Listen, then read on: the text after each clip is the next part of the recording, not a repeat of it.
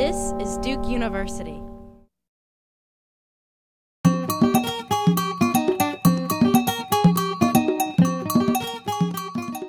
What Goebbels is getting at here is what you might call a paradox of tolerance. Basically, that open institutions, to the degree that they are really open, allow those who don't like those institutions to use those institutions to undermine them. So famously, the Nazi Party of the late 1930s in Germany used the institutions of the Weimar Republic to undermine the German political system. And so this concern, this concern about how to respond to Goebbels' kind of the problem of the Nazis became particularly important in the post-war Europe. So in Germany, for example, the idea of a militant, or what they called Streitbare, or fighting democracy, became enshrined in their constitutional law and actually in the text of the Constitution itself. So if you read the German Basic Law, which is the Constitution, it says that political parties that have anti-democratic aims can be excluded from participating in German political life. And this was a kind of direct result of this experience. What's interesting for me is that cases that have this kind of character, where groups that we think may pose a threat to democratic institutions, crops up actually much more frequently than one might expect. So I have here a kind of series of cases. Algeria in 1992 is a famous case where kind of Islamic party in the first set of elections after a long period of authoritarianism looked like they were going to win, and the military in that country intervened, sparking an extensive and quite brutal civil war. In 1997 in Turkey, and in fact, it's not just in 1997, but Turkey has a long-term kind of political situation in which there are questions about whether groups, whether in particular Islamic parties, pose a threat to the kind of secular and democratic foundations of that regime. And for my purposes, most interestingly, in 1997, the military intervened, removing not just a political party, but actually removing the government from office. In that case, it was the predecessor of the ruling AKP party, the Welfare Party. And for my purposes, what's particularly interesting is the members of that party, the Welfare Party, went to the European Court of Human Rights and sued, basically saying that it was inconsistent with their democratic rights under the under these European documents for the party to be banned. And the European Court of Human Rights actually ruled in favor of the Turkish government. So they actually said there are situations, if there is a party that we perceive to be anti-democratic, in this case because they're Muslim or Islamic, it may be legitimate to remove them from power. Another case might be Russia in 2000. This is the election of Vladimir Putin. And unlike these two other cases where somebody intervenes and removes that person from power, of course no one keeps Putin from taking power, and obviously he still remains today. He kind of changes the institutions and keeps himself there. One could make the argument that Venezuela under Chavez is a kind of similar case. And more recently in Honduras, a left-wing government was removed by the military, ostensibly for posing a threat to the democratic institutions of that country. And so finally I say today. So of course the countries of the Arab Spring, in particular it looks like Egypt, there is a big debate about which group is really acting in the name of democracy. Is it the parties that were in power, or is it the military and their allies? And as you'll see, I'm going to try to also kind of complicate this case and say maybe it isn't just about the Arab Spring today. It could also be about the United States, we may also face this problem. We may also need to think more like militant Democrats. So what I mean by that will become a bit clearer.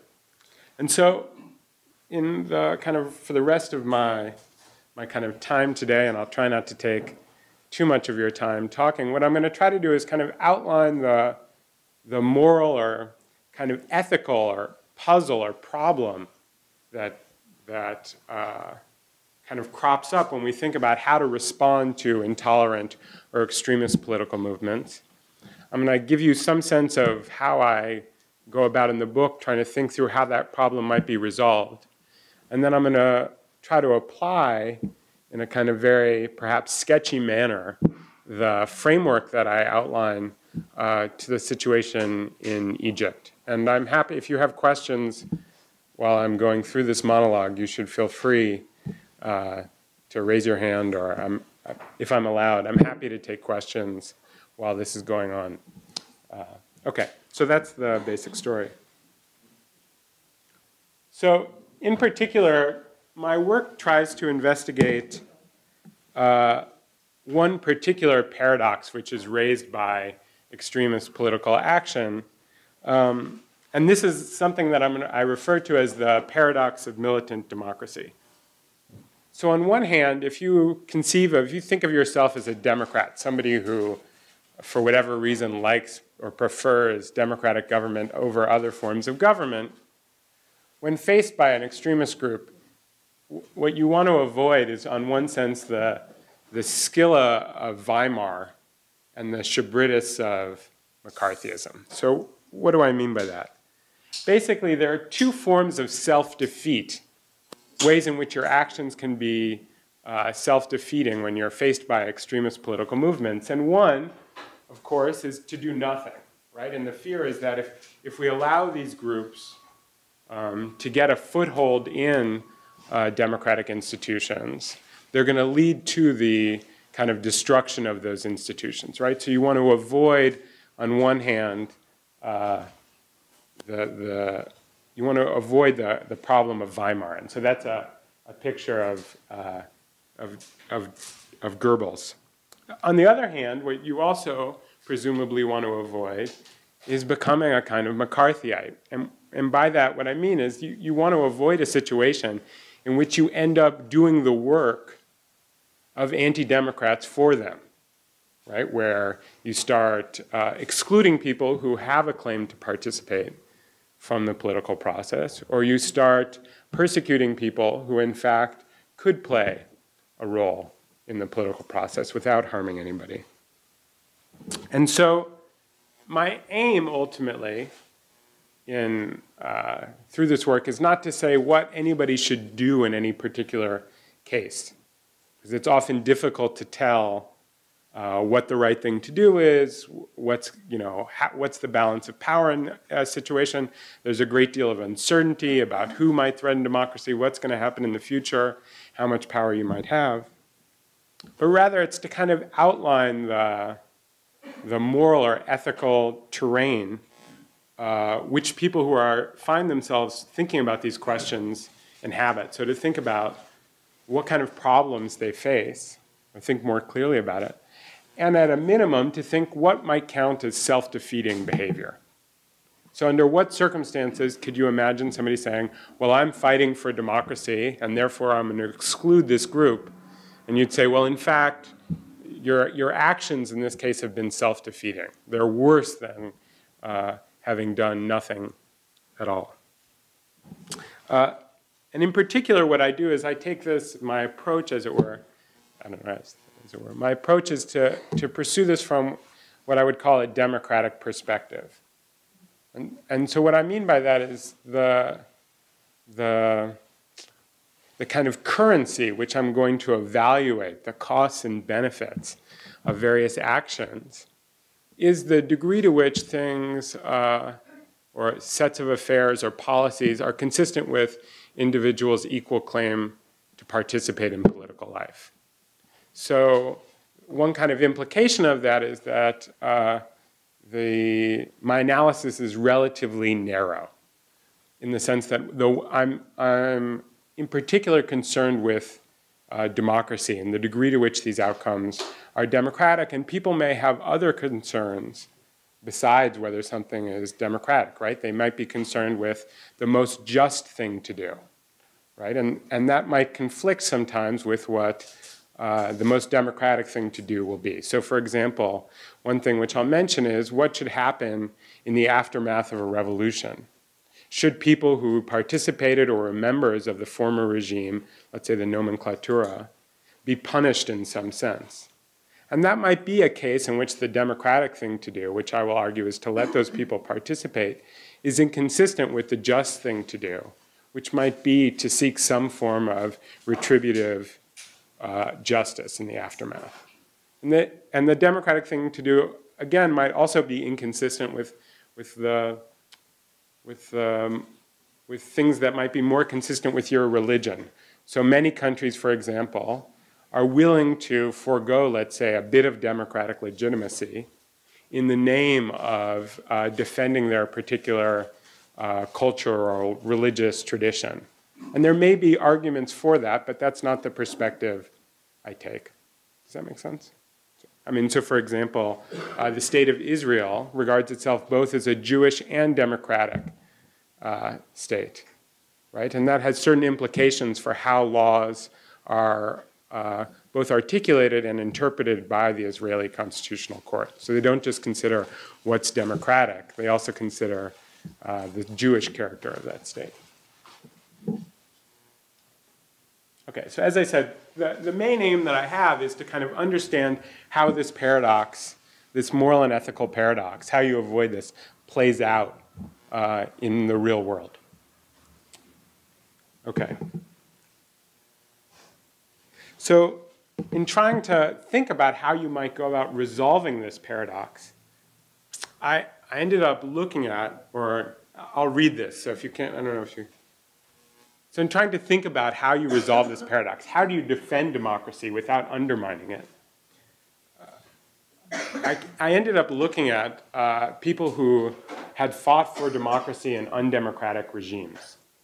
So at first glance, that might seem like an odd move to make. Why would you, as it were, compare people who are Democrats in non-democratic regimes with people who have to defend or see themselves as needing to defend democracy in a democratic regime? But if you think about it, I hope, it kind of makes sense. So individuals in non-democratic regimes who regard themselves as Democrats often have to behave undemocratically, right? They may have to organize in secret. They may have to take actions without asking their constituents that may have massive effects on the lives of the people who support them. So imagine you're the leader of a political movement in a non-democratic regime. You may have the choice, let's say, of participating in an election that you think is flawed or boycotting that election. In a non-democratic regime, it's going to be harder to know what your constituents want you to do or what would be in their best interest. Nonetheless, you have to make a choice which is going to impact their interests without knowing. So there's a way in which you have to kind of take responsibility. You might have to behave undemocratically to achieve democratic ends. And in a sense, if you think about it, revolutionaries face, or democratic revolutionaries, face a kind of similar paradox to this paradox. So on one hand, if they don't act, if they don't take any action, the idea is that the regime which they hate, want to overturn, will just stay in place, right? So inaction seems like it won't be a good solution. But there's always the problem with a revolution, at least since I think we've known this ever since the French Revolution, that revolutions can kind of turn in on themselves. They can be self-defeating in this particular way. And you can see that. That's a huge concern when we talk about what's going on now in the Arab Spring, right? So groups take over or come into power, and their power is such, and they start doing things which ends up undermining this kind of earlier effort. So the book kind of argues that there's this fundamental kind of symmetry between these two moments. And if you buy that, which you may not, but if you buy that, then what you can do is you can look to people who've thought about how to carry out revolutions in a more or less democratic way, how they've thought about this problem. And in particular, so I looked at the writings of a Polish journalist and intellectual whose name was Adam Michnik, who was one of the intellectuals who were associated with the Polish Solidarity movement. And so what they were worried about, they lived in a revolutionary regime, right? Poland, after the war, was a revolutionary regime. It was a Leninist, the idea was it was a Leninist regime. And if you're a revolutionary in a revolutionary regime, the puzzle for you is how do you overturn this regime without, as it were, making the exact same mistakes as the people who overturned the previous regime. And so what the people who were involved with the Solidarity movement kind of came up with was this idea of a self-limiting revolution.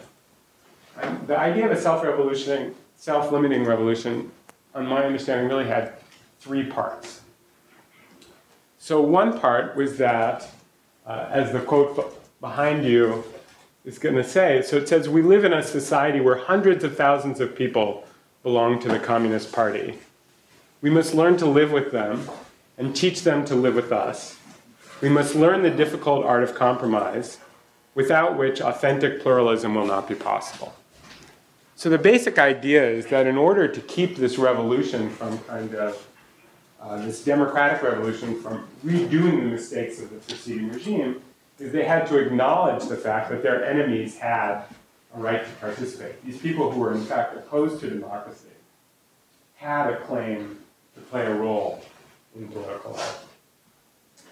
The second bit, and this kind of goes along with that, is that if you allow these people who are ostensibly opposed to democracy, who benefited from the former regime, to have a role, what that means is the regime that you get will in some sense be unjust, right?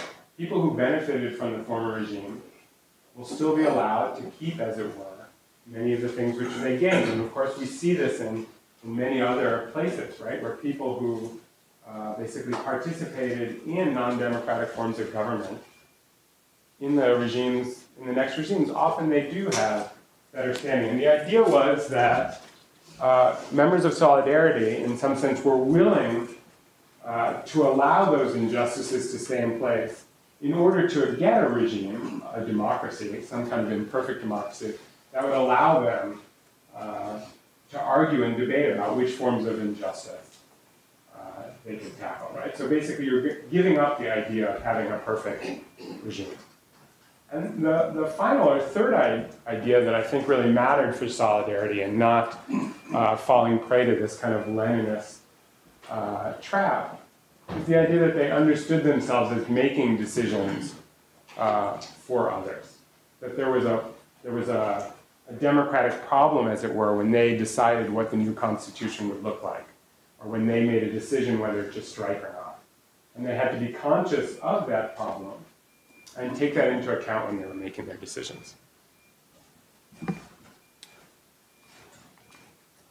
So in the book, I kind of try to reformulate these ideas in a language or in a form that would be acceptable to political philosophers or political theorists today.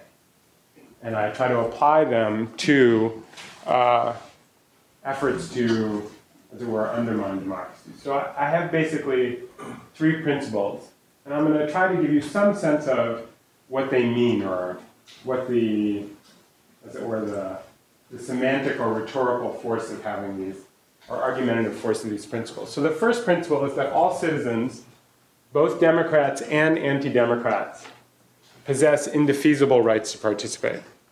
So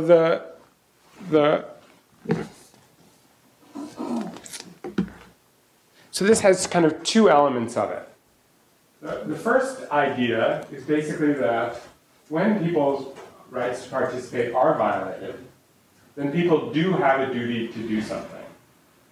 Right? So what that means is it's not okay to do nothing when people's rights are violated. So that's right. This is the kind of, why should we avoid Weimar? We should avoid Weimar because it's not acceptable to allow people to be disenfranchised. But the other kind of bit of it, and perhaps what I would take to be the more controversial bit, is that one's belief shouldn't be taken into account when we consider whether one has a right to participate. So the reason why that's a funny idea is because it says that the question we should ask is not, is somebody or is somebody not an anti-democrat or a democrat? Are people's religious beliefs consistent with democracy? Is somebody a Jew or a Muslim or a Christian? Is one a member of these kinds of parties? But rather, are they acting undemocratically? So if you want to think about it, so this is the Abdel Mouni Melshohat, and he's the spokesperson for the Al-Nur party in Egypt, right? This is the Salafist party in Egypt. And when I tell people that this is the subject I'm working on, this is the kind of person that people have in their mind as being subject to this thing. On the right, I have a picture of John Husted, who's the Secretary of State of Ohio and a Republican. Now, people question this person's ideological commitment to democracy, and they accept this person's ideological commitment to democracy. Right in the last election in Ohio, people the Secretary of State, in a more or less obvious way, tried to keep people from voting, tried to keep people from exercising their rights. And the idea is that regardless of what they look like, or regardless of their self-conceptions of what they think about democracy, we should be worried about their activities. Are they or not keeping people from participating in the way that they have a right to do? The final kind of implication of this is that when we consider what to do, how to defend democracy, when people consider, they are going to have to take the interests and concerns of people who, let's say, are opposed to democracy into consideration. So when we think about what's the best policy, we can't just say the policy we make is just for those of us who are included in this group. That both Democrats and anti-Democrats are subjects of concern. And if you're worried about that, we can talk more about how I get there and try to defend it at length in the book, but I'll just leave that there. So the second kind of principle that I have, which is a principle of limited intervention, flows more or less from this first principle, which is that exclusionary rules or policies, such as a party ban, should only be used to thwart anti-democrats from invidiously violating the rights of others. So this has kind of there are two thoughts here. So one is that you shouldn't try to use these exclusionary means, bans on parties, restrictions on participation, to achieve a better or more just society. And there's a kind of complicated reason for that, but if you imagine the kind of Michnik's intuition, which you don't want to end up with a Leninist regime, right? You don't want to say, in the future we're going to have a just society, but in the meantime, you won't be able to participate. The idea is you shouldn't use these exclusionary methods for that. It really should only be when people's rights are violated. And the second kind of implication of this is that you won't use, at least on the basis of this argument, exclusion to deal with issues that might be handled through the democratic system. So what kinds of issues might those be? So certainly like redistribution. You're not going to exclude a party that wants to redistribute, but otherwise wants to lead the democratic process as it is. Or for example, let's say that you have a party which some people would consider illiberal, right? They want to do various illiberal things, and you can imagine what those might be, prayer in schools, what have you, but who want to leave the democratic process as it is so that people might be able to challenge those ideas in the future. What I'm saying is that this argument won't include those policies. You won't be able to exclude a party like the Refah party ostensibly was excluded in Turkey because it's interested in what they were saying, introducing religious schooling, let's say, into the Turkish educational system. That wouldn't be a reason in and of itself.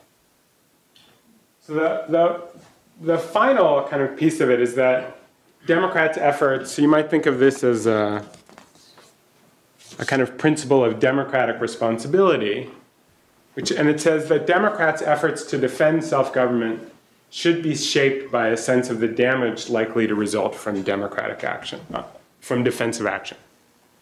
So the idea is that there may be situations in which it is reasonable to ban a party or to keep people from exercising their rights. Right? You might want to say that a law that they passed shouldn't be, isn't legally valid, that they're using their political rights in a way that's keeping other people from exercising theirs. So you might think of Hezbollah in Lebanon for a while had a large part of the parliament, and they just weren't showing up. Right? So then the parliament couldn't get quorum, and so the people couldn't do their work. Or if you think about the way the filibuster was used in the United States originally, it was to keep the government from enforcing rights in the South. Right? And so you might say in these kinds of cases, some kind of action is necessary. And the idea is because people remain subjects of concern, even when they're anti-democrats, that we'll have to consider the costs of our action. So we might, and what that means in a practical sense is, it might be easier or more efficient just to say those people don't have any rights, we'll exclude them.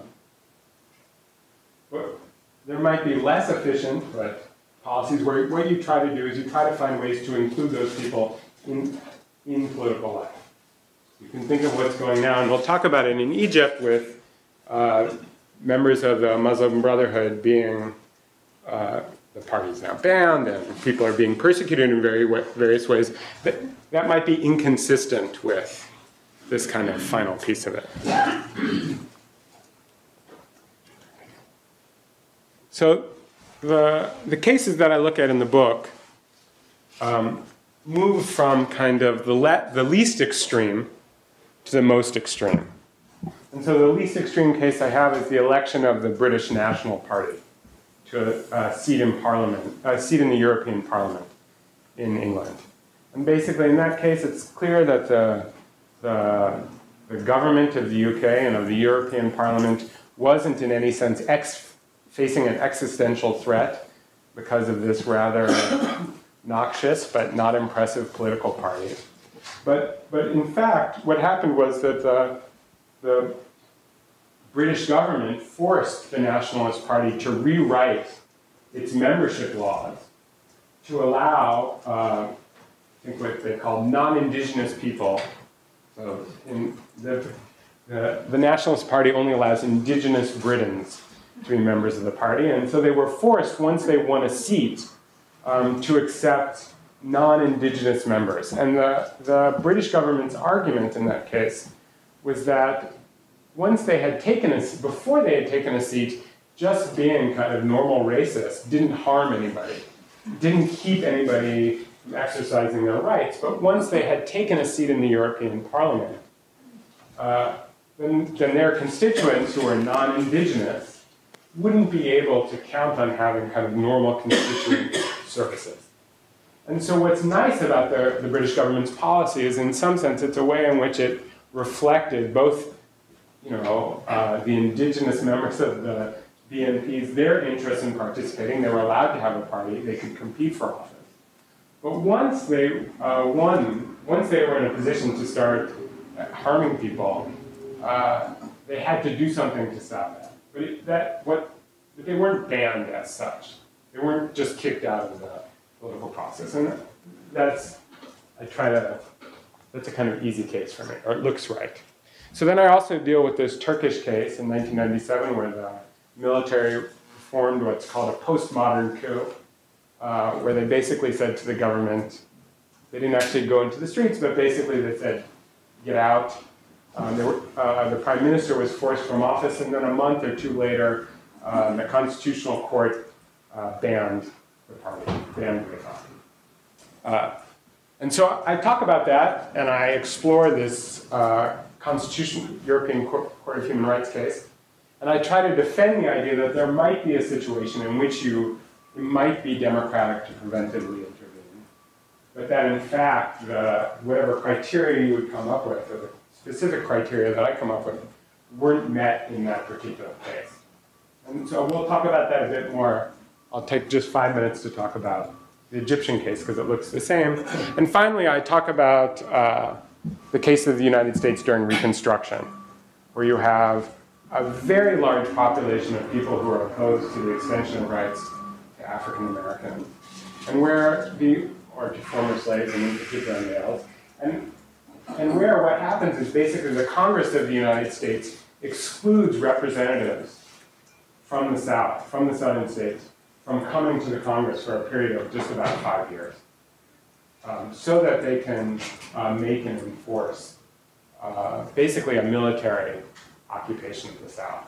And I try to consider whether there is any set of circumstances which would justify or which would make understandable an exclusion of that sort. So that's the kind of final case. It's worth noting that, of course, Reconstruction more or less failed. So these kind of large-scale militant projects may not be successful. Okay, so just to conclude, I'd like to say, okay, so what does this kind of framework have to say about these problems in the contemporary Arab Spring? So we can think about it in kind of the 3 different moments, or 3 particular moments. So one is in the transition itself. So if the criteria for democratic action that I've kind of laid out are persuasive, then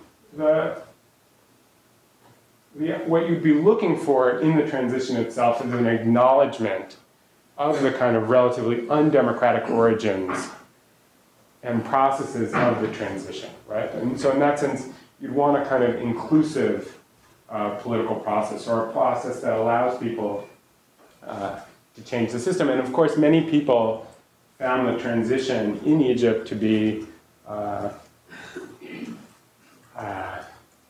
both overly and under-inclusive, let's say.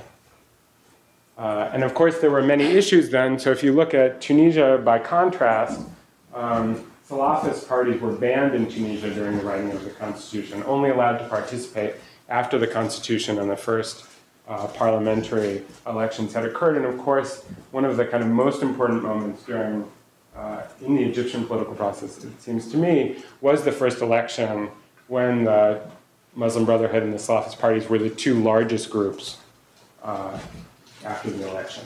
Okay, so what about this preventive coup? So if you believe me that there might be some moments where a preventive coup, such as one might say occurred in Egypt, might be legitimate. But then again, what you'd be looking for to see whether people's kind of intentions were democratic would be how they're treating people they regard as ostensibly undemocratic. And of course, as we see now, it's clear that they're not treating them as people, subjects of concern, right?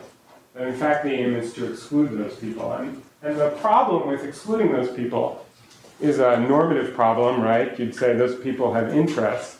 But it's also a practical problem. So Mehmet Erbakan was the prime minister in Turkey who was kicked out of office in 1997. And then the day he was forced from office, he said, you can ban a party, but you can't order a large part of the people not to exist. And this gets at the basic issue, is that if you exclude people from the political process, regardless of their disposition, and let's say you're the Democrats or you're the liberal or whatever it is, you can't have a democracy if you exclude a significant portion of the population from participation. Meaning, what you would have won in that case is something less than a democratic regime, right? It's just one of the principles that people have an interest in participating. Okay, so I'll end there because I've more than taken my time. Wait, I didn't mean to do that. And if you have any questions, I'd be happy to answer them.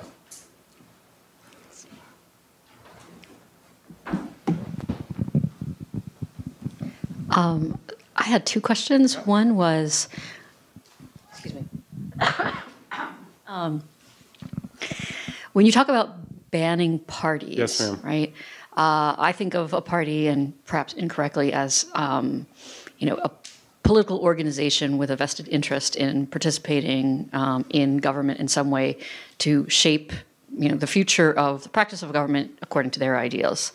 But then you have a group, say, like the Tea Party, which is not a political party per se, but participates through largely the Republican Party to achieve its goals by trying to influence policies according to that. So how do you address, say, I'm thinking of the remarks recently by Harry Reid, who calls people who ascribe Tea Party philosophies to themselves as being anarchists, I think is what he said. Now, of course, the term anarchist could be debated, but the sense of bringing down a government in a way, I think, is what he had in mind. So what do you say to a group like that? And I'm not saying that this should happen necessarily to the Tea Party, but say a group like that, which is not a political party. Yeah, so the idea is basically that members of the interests of the Tea Party, members matter, and the interests of people who aren't Tea Party members matter. And to the degree that you think that their activities actually threaten people's ability to participate, I think is probably not where, I don't think that would be persuasive generally. What you'd want is a policy that both acknowledges their interests and the interests of the people that violate them. But so it doesn't really matter whether it's a political party or not. So the kind of United States has kind of two moments, let's say, of militant democracy, right? So one is Reconstruction. It's a military effort to ensure that, among other things, former slaves, particularly males, could vote in the South. Now, the Republicans in Congress at the time did this for partisan reasons, right? But it's an effort to enforce it. The other moment, the second Reconstruction, is the Voting Rights Act. And what that aims to do is it says that neither political parties or even private associations can keep people from exercising their rights. So there's a famous Supreme Court case where this US Supreme Court says even though these private associations in Texas that are manipulating the electoral process to keep people from participating, even though they're private, their activities can be, as it were, circumscribed by the government. And so if we got to a point where one thought that was a reasonable way to describe what the Tea Party was up to, that's the kind of solution you'd look for. So in that case, members of the Jaybird Party in Texas weren't disenfranchised, but they couldn't keep on participating in that way. And then my other question is kind of just connected to that. Like, how do you define what is anti-democratic? So I define it very simply. So I define it as somebody or a group of people who have a preference for a political system that's not consistent with what we think of as having the defining features of democracy. So basically they would be, if you understand it in the way I do, they don't believe that people should have let's say, an equal right to participate. And that matters less for me because I don't think that exclusionary policies should actually track people's ideology. But if I did think that, then I would have to be very careful with how I define it, because then I'd want to start excluding those people.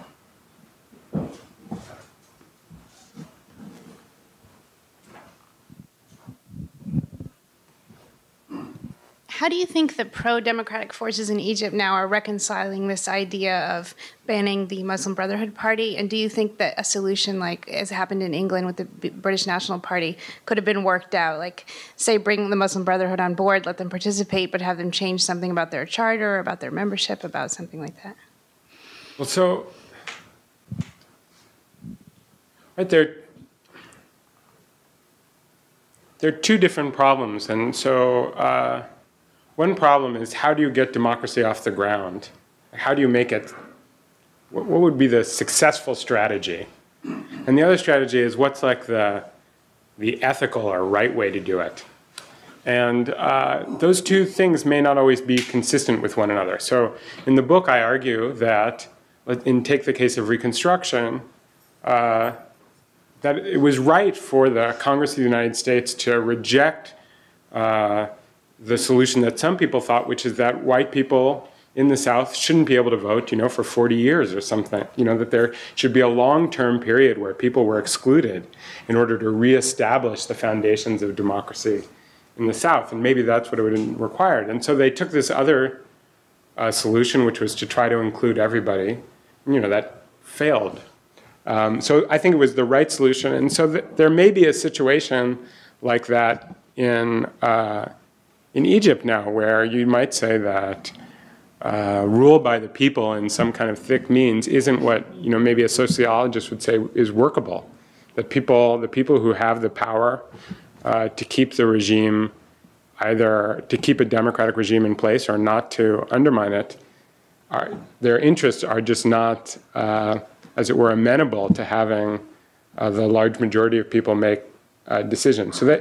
So that might be a problem. And the reason why that relates is because it may be the case that members of the military, their interests just can't be protected if the majority of Egyptians are able to participate in political decisions. Now, so that may be the situation. My theory would basically say that you can't have a democracy unless members of both the Muslim Brotherhood and the Salafist parties are able to participate.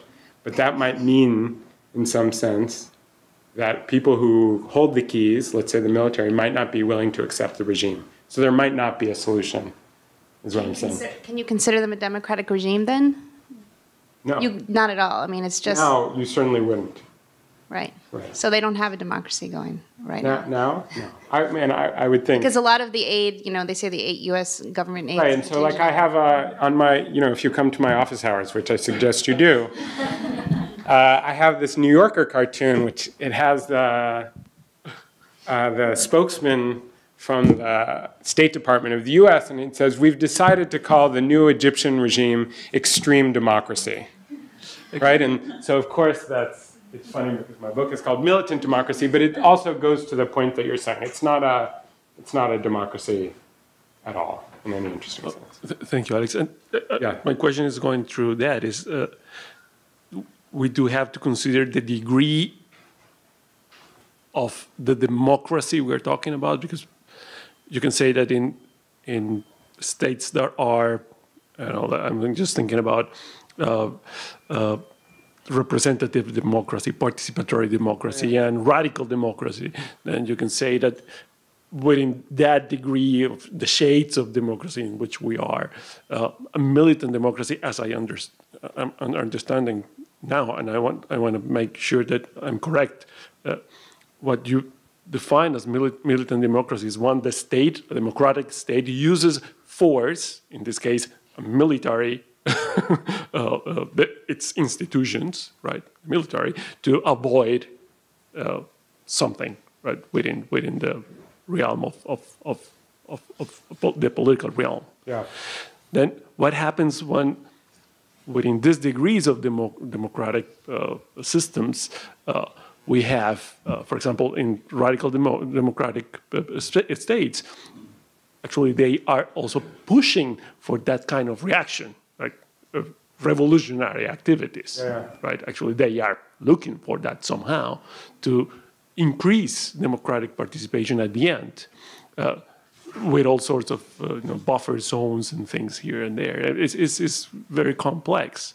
So I'm not sure that let me try to take a crack at it, and if I don't answer your question, let me know. But one way to think about the theory that I'm arguing for is it's a bit like a theory of disobedience for the state, like a civil disobedience, right? There are situations in which the state might justifiably act extra democratically in order to preserve the democracy. And that's an argument that will look a bit like arguments for people to be able to participate in civil disobedience. People can take it upon themselves to disobey the law if they think certain ends are valid. And then you'd say, well, how do we distinguish good forms of civil disobedience, forms that we respect and regard as, let's say, democratic, from things that we regard as undemocratic, right? So you might say, various boycotts aimed at undermining democracy? How do we distinguish those two things? And in some sense, you might say that the principles that I outlined, do people think that their opponents have a claim to participate? Are they trying to build a society where their opponents will also be able to play a role? Might be a useful test also for thinking about which kinds of radical democracies actually have democratic intent. Does that make sense?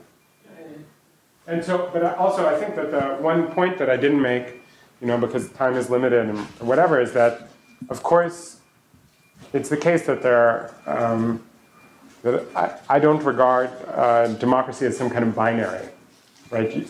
It's not that it is or it isn't. What you're trying to do is consistently make more space as it is for people to express themselves and to try to fight for, or fight in some kind of civil democratic way for their own interests. And it's important to accept the kind of, the imperfection of that. Yes, ma'am. I find this really fascinating. I've thought about this a lot myself. I'm an art historian, but I actually look at art criticism in the 30s in France, which is increasingly fascistic, and the way that freedom of speech, freedom of the press allowed for the voicing of fascist opinions by art critics of all people. But what I wanted to ask was, can we talk about the cultural conflict and the perception that anti-democratic parties have of democracy as a normative cultural phenomenon that's not an ahistorical one, and what happens when those people are elect an electoral majority? What happens when the people who... When they're an electoral majority. But I just want to talk about the cultural problem of democracy and as a normative one. So the way I think about it is that democracy is a sectional and legitimate form of government, right? So I think it's legitimate, meaning it has a claim to exercise, has a moral claim to exercise power, but that it's also sectional, meaning that people don't have a choice about what kind of regime they live in, right? So no one asks. I mean, most people are just born into a regime, but take the case of Poland.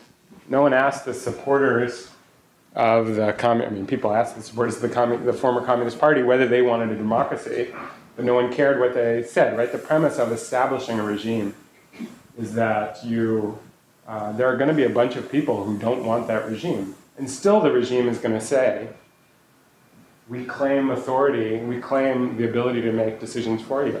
So the question, what are the conditions in which they can do that? Whether they can say, you don't have a choice about what kind of regime to live in, and we will enforce various decisions on you. And so my claim is that that's legitimate or acceptable when those people are given a right to participate. Now, so you might say, well, what if you actually have a majority of people who don't want a democracy? Well, you might, if power, meaning like military power and what have you, is held by people who do want a democracy, maybe you'll still have a democracy. But in general, if a majority of the people don't want a popular regime, then it won't be stable. And so the South, after the Civil War, that's a bit what it looks like, right? In some states, South Carolina and Mississippi, there's actually close to a majority of African Americans, but in general, there's a white majority, and they don't want democracy. And it's basically, despite the best efforts, or maybe not the best efforts, of the full force of the US government, they're not successful in pulling it off. So it just may not be, as I was trying to say, it may not be workable. So I don't know if that answers. Maybe not. I mean, I would say it's tough for those people. Sorry. To what extent do you consider, I think, a lot of situations where there are parties or organizations that have interests that fit into like non-democratic categories, that a lot of times people are actually acting against their interests and are misinformed, or there's just a larger issues of manipulation, or just people that are not actually acting in their interests? How does that fit into the idea of what is democratic and what the majority wants at any given time? So I would say that,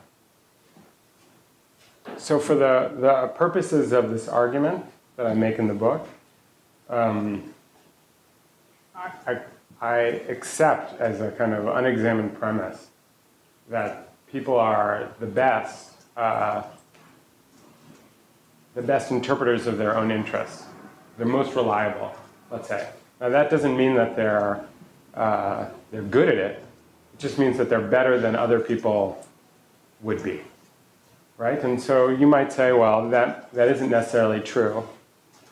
And if that's not necessarily true, then it might have various bad implications for my argument, depending on how true it is. Do you think it's true?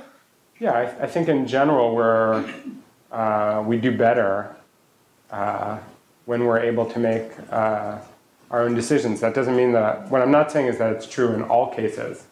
And obviously there are we have many reasons to think we're not very good at things, but in general I think, let me put it to you this way, I think we run into problems, like if you remember this kind of, if you're Micknick, what you're thinking about, if you're this guy, what you're thinking about is, you know, Lenin basically said, well, we know what's in your interest and we'll sort it out for you.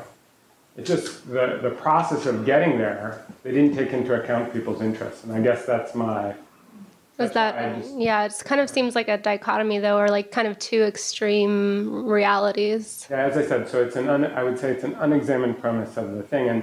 And something else to kind of, in order to be able to say, you know, why should we, I mean, I try to argue for why you have an interest in democratic participation.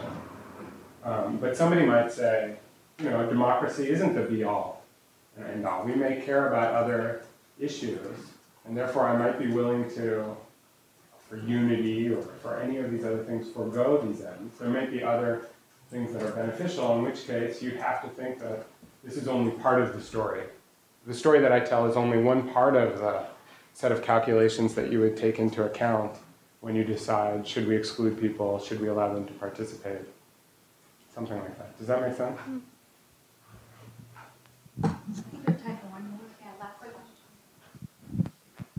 I'm kind of curious. Oh, sorry. I'm kind of curious on your ideas about sort of foreign intervention and democratization, because I mean, obviously it's a domestic argument, but there's a lot of cases when there's a lot of foreign intervention on democratization. So how does that affect sort of how much should they acknowledge other people, and how does outside intervention, because you mentioned the backlash, if democratic people don't include everyone else, I assume the backlash would be even more severe for someone who's perceived as an outsider. I don't know. Well, so there, again, what I'd want to do is I would want to separate out that kind of, to the degree that one can, the normative and empirical questions involved, which is, the empirical questions would be, does foreign intervention lead in any reliable way, and under what conditions, to something, let's call it polyarchy, or, you know, some place where you actually have competitive elections or something like that.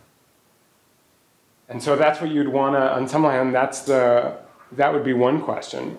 And that's going to color your understanding of the normative question, because if it turns out that in general it's not possible to really do that in an effective way, then it probably doesn't make sense to expend a lot of resources trying to do it, right? So that's one way of thinking about the way they're connected. On the other hand, I think one implication of the work that I'm doing is that if you think about the transition to democracy, where you, in one set of circumstances, you don't have democratic institutions that are well functioning, and then in time two you do, people often look to these kind of constitutional conventions as moments that really do have popular support. And one of the things that I argue for is the case that those are not democratic moments, that there are people who have to make decisions. Those decisions depend on their power under the old regime, right? So you'd say the parties who are at the table are going to make decisions which benefit them. That's a kind of empirical regularity. And so what that means is that we shouldn't put too much stock in people who say, well, the people wrote the Constitution, or we had a referendum about a Constitution that if people didn't vote for, there would be chaos. And one implication of that is that people who think that we should intervene more frequently in people's democratic processes would think that this is an argument that's amenable to their arguments, right? Because you'd say it doesn't have to be the local people. Like, I don't think that So for example, I don't think the Japanese constitution is any less valid because it was written by the US. What matters is that people are able to participate there. And so that might say, well, the normative cases you can intervene. But I think there are a variety of practical reasons for thinking, like the case of France or Germany in the 30s and 40s, or like the case of the US after Reconstruction, that suggests it may not be practical in any interesting way. But I mean, that's a big debate in political science about what matters, what doesn't. Thank you. All right, thank you very much. I appreciate it. Thanks for your time. Produced by Duke University, online at duke.edu.